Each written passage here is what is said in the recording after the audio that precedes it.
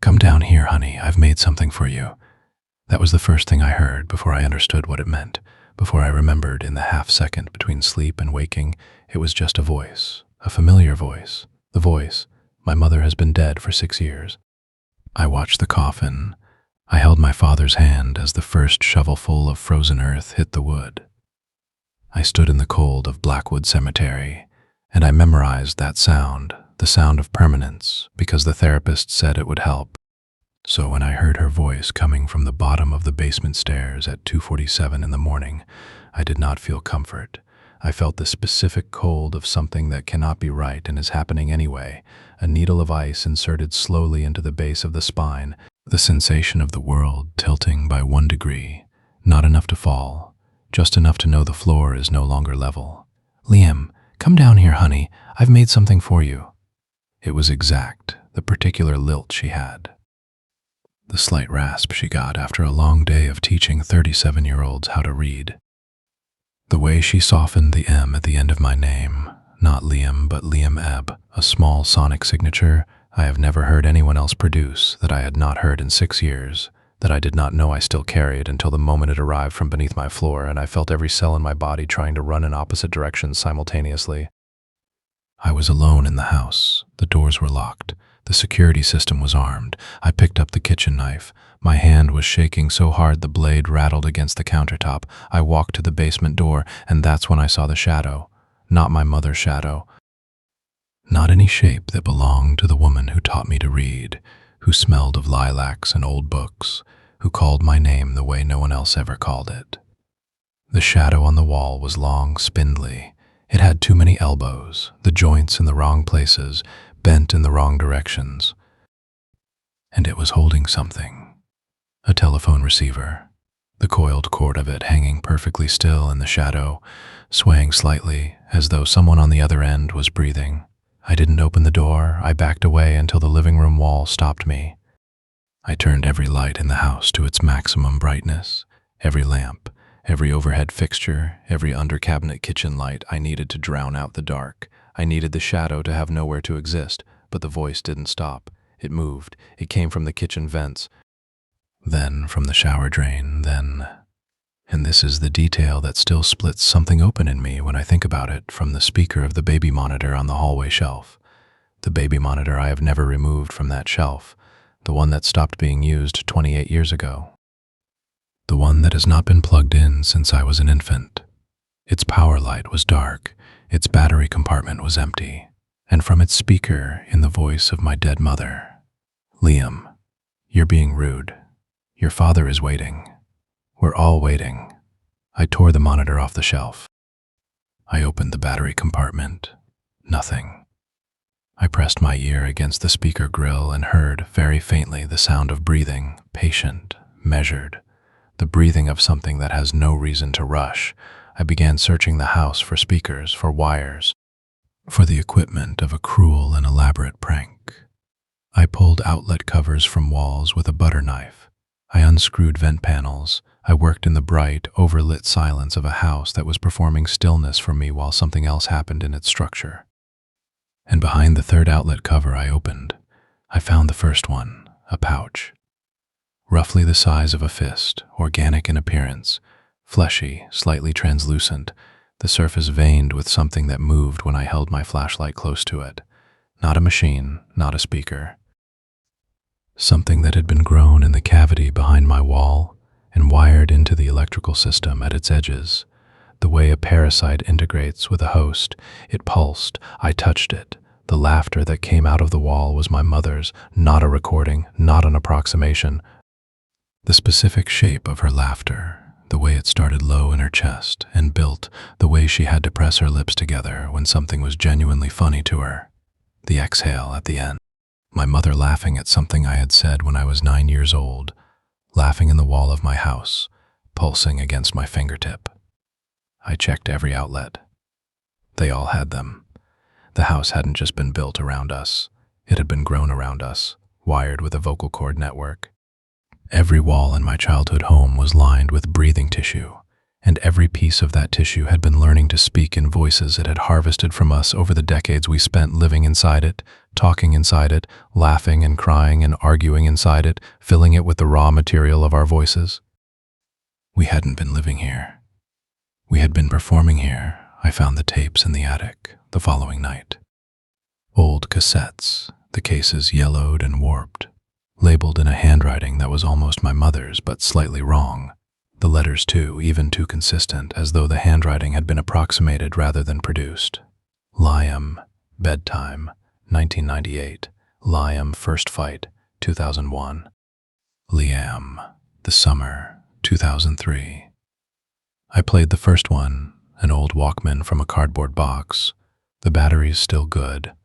I sat cross-legged on the attic floor in the heat and the dust, and I pressed play, expecting to hear my mother reading to me. She was reciting coordinates. Her voice warm, exactly hers, the bedtime story voice, reading strings of numbers, latitude and longitude, depths below surface level, grid references for something buried. I listened for 40 minutes. I turned the tape over the other side, the basement rules. 11 of them, read in order, in the voice she used to use when she was explaining something important to me and she needed me to pay attention. The voice that meant, "This matters, Liam. Listen carefully." I did not understand most of the rules, but I understood the implication. This had been recording us from before I could speak. The house had been building its archive for longer than I had been alive. I found a photograph at the bottom of the box. Our house, 1994. I was somewhere inside it, perhaps 2 years old, not yet useful to whatever had already colonized the walls, and in the window of my bedroom, the one I slept in for 16 years, a figure in a yellow raincoat stood watching, not from outside, from within the room. The caretaker had been in my room when I was 2 years old. The house had been collecting me since before I had a voice to take. By the third night, the broadcast changed. It was no longer just my mother. My father's voice came from the kitchen drain. His specific pattern of speech, the way he dropped the first syllable of certain words, the verbal habit I had spent years unconsciously imitating. My third-grade teacher came from the bedroom vent. A woman from 2 streets over whose name I barely remembered but whose voice I apparently did, arriving from inside the walls. The house was a jukebox of everyone who had ever spent enough time within its walls to be catalogued, a complete archive of every voice the structure had absorbed. And it had been waiting with the patience of a machine that has no concept of urgency for the final sample it needed. Mine, the wail, came without warning, not her voice anymore, not the warm approximation, not the careful reproduction. This was the frequency itself, the raw signal that all the voices had been constructed from, a sound at a pitch, an intensity that cracked both bathroom mirrors simultaneously and drove something sharp into the space behind my eyes. The basement hum arrived at its crescendo. I was moving toward the stairs before I had decided to move. Not compelled by curiosity or courage, pulled, as though the acoustic force of what was happening below had a physical grip on the resonant structure of my own chest, I descended into the dark. The basement I had grown up with, the coal cellar with its stone walls and its damp smell and the specific musty comfort of a space that had always felt ours, was gone, and in its place, a room whose ceiling I could not locate in the dark. And from that ceiling, hanging in dense rows like grotesque fruit, thousands of the pouches, thousands of breathing, pulsing, archived voices hanging in the dark and collectively producing the hum, the single sustained note that was the house's true voice, the voice beneath all the voices. They were all connected, fine threads of organic material running from each pouch to a central structure, a pillar, 20 feet tall or more, constructed of brass and iron and bone and the dense, complicated material of a larynx scaled to the architecture of a building, the house's voice box, the mechanism that had been using us, and standing at its base, the conductor, a thing of tangled telephone wires and vocal cords, cords that were not manufactured but grown, harvested, coiled around a frame that was vaguely human in its proportions but not in its specifics, no face. In the place where a face would be, a single orifice, megaphone-shaped, the flared end pointing outward, vibrating at the frequency of speech. When it spoke, it used my mother's voice. "Liam, you are the final syllable. Without you, the sentence cannot end." I looked at the pillar behind it. I looked at what the pillar was built from. My parents were in the wall, not dead, not skeletal remains in a foundation. They were integrated, their forms visible in the structure, their skin woven into the casing of the larynx pillar, their bones the structural supports of the mechanism. Their eyes were closed. Their chests moved slowly, with the breath of people in a very deep sleep. They were alive in the way that a component of a machine is functioning, kept operational because the machine requires their continued function. They had not died. They had been absorbed. Every generation of my family that had lived in this house had been filed. I had a shard of mirror in my hand. I don't remember picking it up from the floor. The glass was cold and vibrated faintly against my palm with the frequency of the archive around me. I lunged for the central nerve wire, the primary thread connecting the nearest cluster of pouches to the pillar. When I cut it, the wire bled. A violet fluid that hit the stone floor and spread in patterns that looked too deliberate to be random. The wire screamed, not figuratively. The cut end produced a sustained high-frequency note that was also a scream, a vocal quality underneath the pitch, a register of pain. The conductor's megaphone face turned toward me. The shockwave hit me before it moved, a burst of acoustic force from the orifice that threw me backward into the stone wall and pressed me there for 2 full seconds while the air in the room became a solid thing. I slid to the floor. The mirror shard was still in my hand. The glass caught the light from the nearest pouch cluster and threw it upward in a beam, and in the reflected light I saw the conductor approaching me, and I held up the mirror, not as a weapon, as a surface. The conductor stopped. It saw itself. Whatever passes for perception in a creature built from collected voices, it saw what it had become. The mosaic of stolen lives that made up its substance, the thousands of individual vocal cords that were not its cords, the wires that carried the signals of people who had not agreed to be carried. It saw the architecture of its own theft. The feedback was immediate. A creature that is built from stolen sound cannot survive hearing itself clearly. The loop began. The conductor's own signal reflected back at its source, interfering with the broadcast, the frequencies colliding and compounding, the output becoming input, becoming noise. Its wire flesh began to separate, the individual cords and cables pulling apart at their joins, the megaphone orifice filling with static. The archive above me began to fail. The pouches burst in sequence, not all at once but in a wave. The failure propagating from the conductor outward through the connected network, each pouch releasing its contents into the air. A violet mist that tasted of copper, and beneath the copper, something familiar. Lilacs, old books. My mother's smell distributed into the air of a basement that had been containing it for decades. I felt it in my throat, the pull, the specific sensation of something being drawn upward from the lower chest. Not pain, but a vacancy, an extraction, my voice being taken from me. The final sample the archive had been waiting for, arriving now because the system was collapsing and needed to complete its collection before the power failed. I opened my mouth. I said the one thing I had been told as a child never to say in the basement.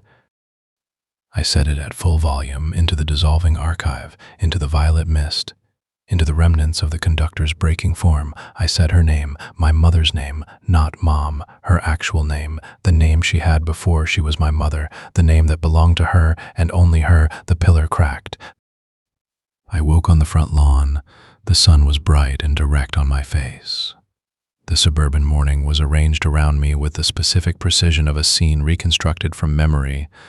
The trees, the street, the neighbors' identical houses, all present and correct, the world apparently as it was.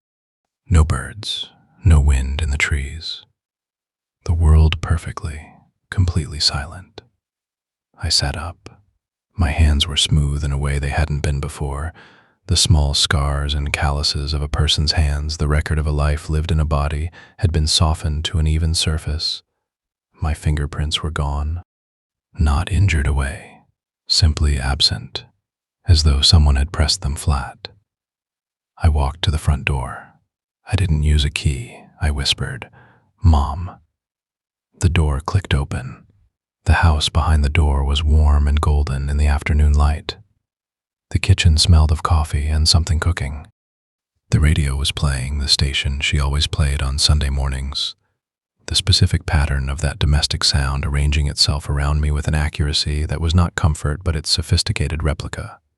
He was sitting at the kitchen table with his back to me.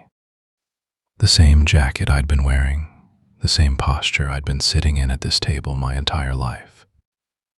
A bowl in front of him containing something thick and violet that moved slightly in the bowl without being stirred. I sat down in the chair opposite. He turned. My face, wearing my expression, inhabiting my posture, the same amber eyes I see in every mirror, except behind the eyes, something else, the quality of attention that is not curiosity or recognition but measurement, the specific attentiveness of a system monitoring its inputs. "I made this for you," it said, in her voice. I looked at the bowl. I looked at the mirror on the kitchen wall. The mirror showed the kitchen, the table, the chairs, the morning light, the bowl, and nothing else. No one sitting at the table, no one opposite. The kitchen empty and ordinary in the mirror, while whatever this was sat across from me and watched me with my own face. I did not look at the vents. I did not check the outlets. I sat down at the table where a version of me was eating violet sap out of a bowl, and I understood, in the specific way you understand something that has been true for a long time, and that you have been the last to know. I am the echo now. I am the recording. My voice is in the wall. My laugh is in the plumbing. My name in her voice, in his voice, in the voice of every version of my family that the house consumed before it got to me, is in the air of every room in a house that was built to collect it. And if you hear your name called in an empty house, don't answer, because the house isn't calling you. It's just testing the microphone. And if the voice gets the sound right, if the lilt is perfect, if the specific warmth of a specific name said by a specific person who loved you arrives from a room that should be empty, that means the archive is almost complete, and the final syllable is you.